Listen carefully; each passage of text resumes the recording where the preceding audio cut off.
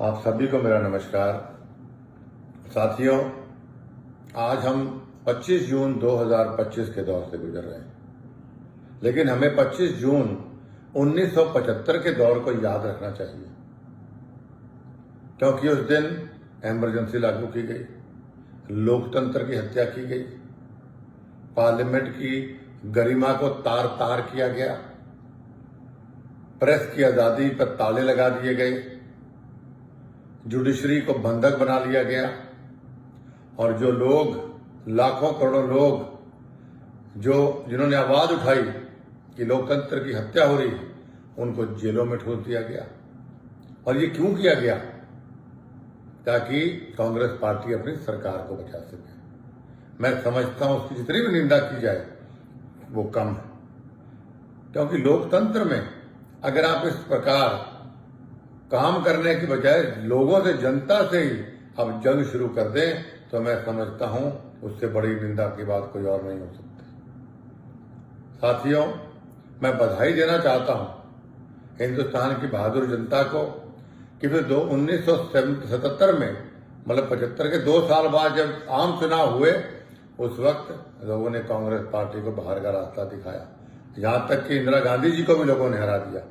ये एक मिसाल कायम की कि जब जब आप लोकतंत्र की हत्या करोगे, जब देश पर आंच आएगी, देश की जनता बहादुरी से अपना मत इस्तेमाल करेगी या सड़कों पे आके सरकार को बाहर का रास्ता दिखाएगी। मैं बधाई देना चाहता हूं माननीय हमारे महान प्रधानमंत्री श्री नरेंद्र मोदी जी को।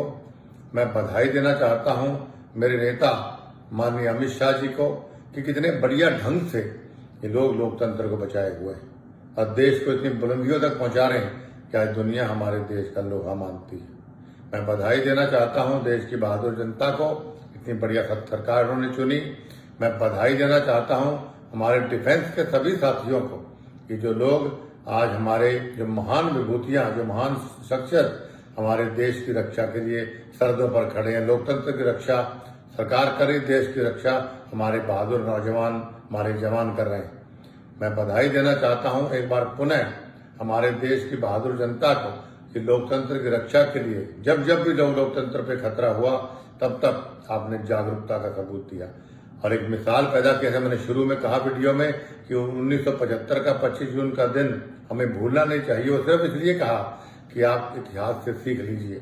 उन नेताओं को भी सीखनी चाहिए और जनता को भी समझना चाहिए कि भाई हम एक हैं, अगर देश बचेगा तो हम लोग बचेंगे। इसलिए साथियों, आप सबसे आज के दिन मैं ये वीडियो सिर्फ और सिर्फ मैंने कांग्रेस पार्टी 1975 का जो उनका फैसला था उसकी पुरजोर निंदा के लिए बनाया है और नौजवानों को ये बताने का प्रयास मैंने किया है कि हम सब एकजुट रहेंगे, एक रहेंगे, तो ही समाज बचेगा, तो ही राज्य बचेगा, तो ही देश बचेगा। एक बार पुनः आप सबको आज के दिन को याद दिलाते हुए आपसे प्रार्थना करता हूं कि लोकतंत्र की रक्षा के लिए हमेशा एकजुट रहें और हमारे महान प्रधानमंत्री श्री नरेंद्र मोदी जी के हाथ मजबूत करें। बोलिए भारत माता की जय।